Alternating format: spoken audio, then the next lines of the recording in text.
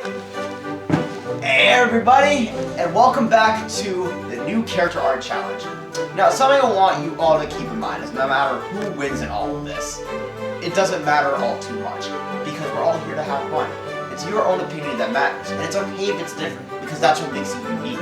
If everyone had the exact same experience with literally everything, the world would be such a boring and passionless place to live. Thankfully, this was an essential lesson learned by Quibblepants, the knowledgeable nerd.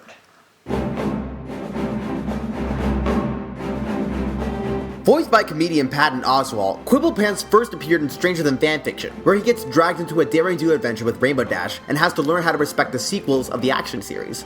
Now, I'm probably in the minority for this, but I'm just gonna go ahead and say it. I didn't really like his character that much. Now, I'm not gonna act like he's the worst character in the entire show, since she still holds the top spot, but it's just that the smugness, the sarcasm, the desire to complain about everything constantly, I was never able to warm up to it. Frankly, I always found Zephyr to be a better example of the likable jerk, because they at least managed to make him pretty relatable. I just can't relate to being an egotistical cynic that wants to nitpick in a continuous manner. But based on how popular his characters become, it's definitely amusing to a lot of people.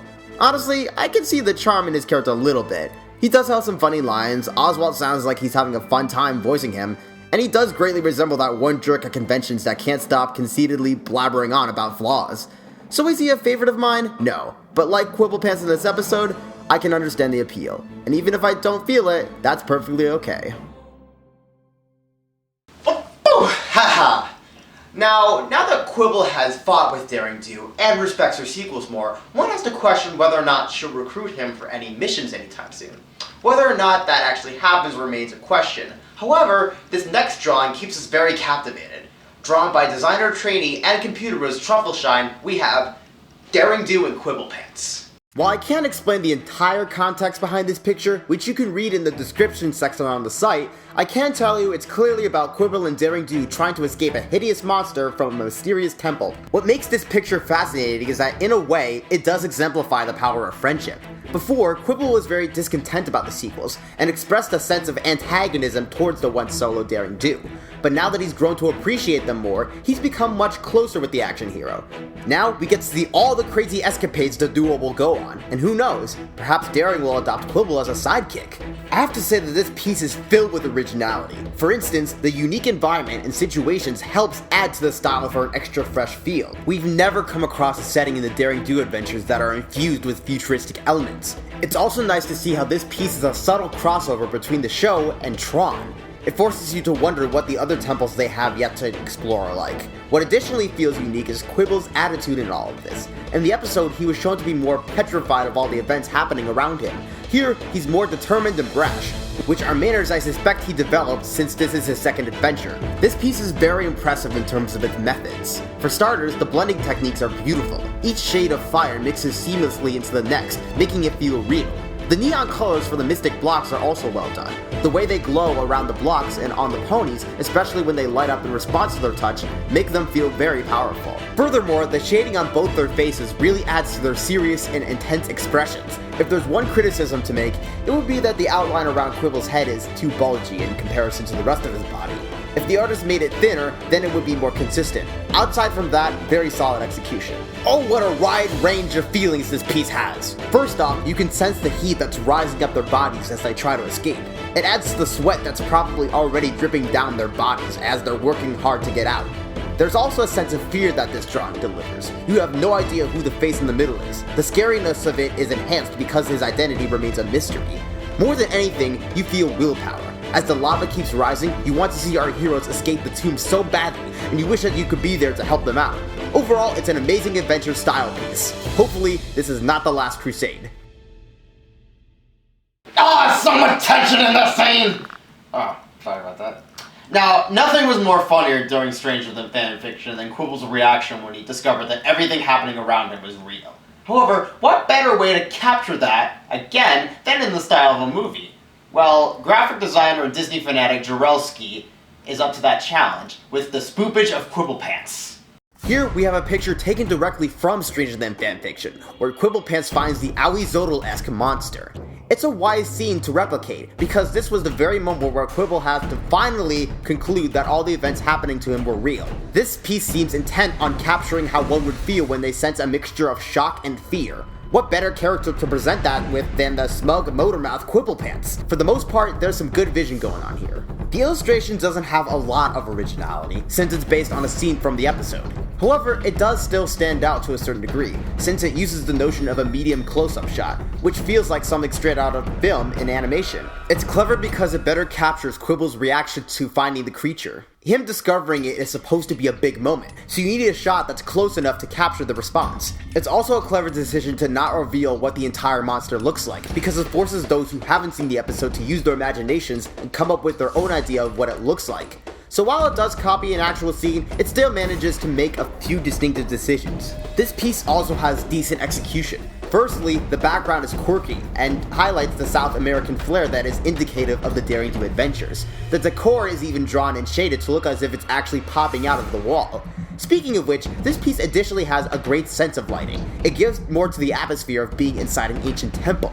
Even the shading on Quibble's neck is very authentic and blends smoothly. The size of his pupil is especially well done, for it perfectly displays his fear and enhances the comedic effect.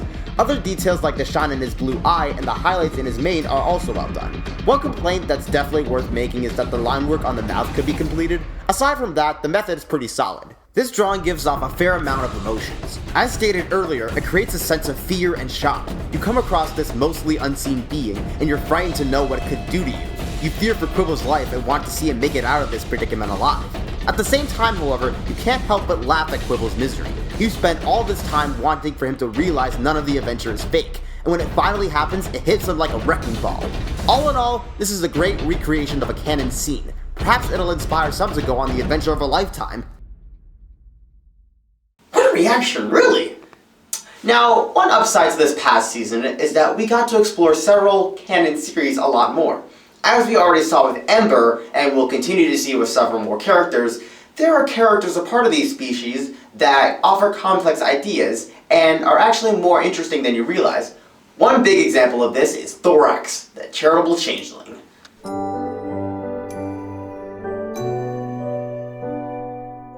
First debuting in the Times They Are a Changeling, Thorax, or should I say King Thorax, gained a lot of traction for being introduced as the first nice changeling in the series. Many fans found this to be intriguing because this meant that the show was tackling the topic of prejudice head on, which, for the most part, they seem to do pretty well.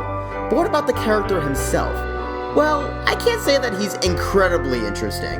On his own, Thorax is mostly just a generic good guy. He's funny, he's optimistic, he's kind, he has the typical traits you'd expect a good guy to have. Now, is he completely devoid of interesting characteristics? Well, I wouldn't even say that. The idea of him being ashamed of what he is and feeling lonely because of it is pretty touching. I mean, seriously, you can't help but feel bad for the poor guy. I can only imagine what his life was originally like in the Hive. Speaking of which, I'm not going to say what exactly I think of the new changeling designs, since I don't want this comment section to turn to a dang message board. I will say that I'm looking forward to seeing what they do with the species. Like a butterfly, this can only develop into something unique.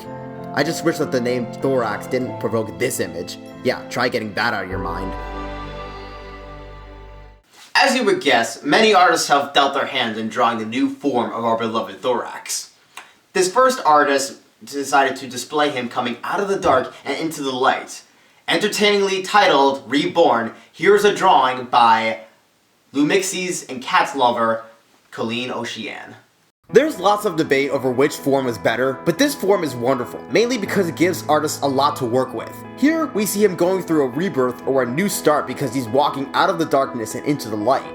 What's also fascinating is how the background is mostly black and only a fourth of it is white. This could represent how his life has been mostly filled with times of grimness and misery. However, there's a bright future in front of him, and while only some of it has taken up his life, there's still plenty of happiness to come. Now, I can't really say that this piece is too original. At this point, a good number of artists have drawn a piece where Thorax is entering a new life after leaving his old, glum one behind. However, there are a few choices that the artist makes here that are different. Firstly, they use a gradient background to describe Thorax's character. As already mentioned, it defines how his life has been filled with sorrow but is now taking a more positive turn. That's definitely something worth admiring. Also, it's very nice to see him interact with the magical butterfly, because it's a good way of showing that he's symbolically a butterfly who has gone through metamorphosis. While the overall idea isn't that unique, it still does a few things distinctively. Of course, this piece has thorough execution. For starters, Thorax's body feels very regal. His colors are very vibrant and his stance is very empowering, as if the piece is presenting the newly appointed king of the changelings in all his glory. The shading is also nice, making his body feel like it's three-dimensional rather than flat. What's also a very nice touch is making the gems on his neck glow. It gives them a sense of magical ability, aside from them being possibly decorations. Even his eyes are given a sense of kindness and pleasantness. Easily what works best is his wings and tail, which are very colorful and have the perfect amount of transparency. The blades of grass are also nicely done, as well as their alternation to show they line up with one side or the other with his hooves. But maybe a bit more separation or angle would show this better. Aside from that, solid implementation overall. This image gives off plenty of emotions. For instance, it has a sense of serenity, since it's very gentle in tone and technique. It also makes the viewer feel empowered, since it presents him as mighty. But more than anything, it makes the observer feel hopeful. We have no idea what he'll be up to during the 7th season, but one thing for sure is that things are looking bright for our fellow, as well as his species. Overall, it's a well put together drawing about reformation and optimism. Long live the new changeling kingdom with more love for all! You know, it's pretty hard to believe that the changeling has gone this far in development. Well, this next artist seems to be pretty keen on showing how much progress he's made. Fan of Nintendo, C.S. Lewis, and anime, here's Toon Girl Abby with Contest Entry Thorax. Here we have all three versions of Thorax. You have him as his newborn self, him as an old changeling still disappointed that no one accepts him, and then as a ferocious leader. For the most part, it seems like a great idea to present, showcasing how he has evolved, and how he has managed to develop into a much more capable being. This idea is emphasized more strongly with the heart, because it implies that Thorax's heart has grown more now that he's grown, and our hearts have grown for him too. Though it feels as if this drawing has the order in which Thorax's stages are presented wrong. What could have been done is that the newborn could be all the way to the far left, then have the old Thorax in the middle, and then King Thorax is on the far right. This would better illustrate how he has evolved. Still, it's a very clever idea to put all three of his stages in the same image. Frankly, labeling this concept as very original would be pretty inaccurate, as many artists have shown the evolution of Thorax's life. Still, this drawing takes the risk of being a traditional piece. Nowadays, many artists are only fascinated with using digital art. As Fox Swiftpaw states, when an illustrator makes an error, they have the benefit of having the boo-boo vanish like thin air. This piece still takes the risk in being hand-drawn, because it runs the risk of having a noticeable mistake if something is messed up. And this goes for Retro, Time Lord, and Serenity too. This illustration definitely has some nerve, and I think it's worth applauding because of that. Now let's talk about the technique. Now, the piece does look a bit rushed, but even with it being hastily hurried, the artist manages to pull off something pleasing. For starters, the coloring of each version of Thorax is very nice and consistent. Some artists would just scribble in the colors or just color in the subjects without any clear direction. However, the illustrator here was very mindful of that. And as a result, each changeling is given a presentable appearance. The outlines are nicely darkened and clearly help indicate the shape of each body. Now, the arrangement criticism still stands, but if Baby Thorax is going to be in the middle, then perhaps he should be moved a bit more towards the right so he doesn't overlap the king. Other than that, there's some decent execution. This drawing gives off plenty of feelings, mostly with each individual changeling. Baby Thorax makes the viewer feel worried because you have no idea how he'll live. Old Thorax makes them feel sympathetic because he's not loved, but King Thorax makes them feel optimistic because he can help this race no longer be starving and even open up alliances once closed off. Overall, there's some great material here, and it makes the viewer eager to see more from this artist.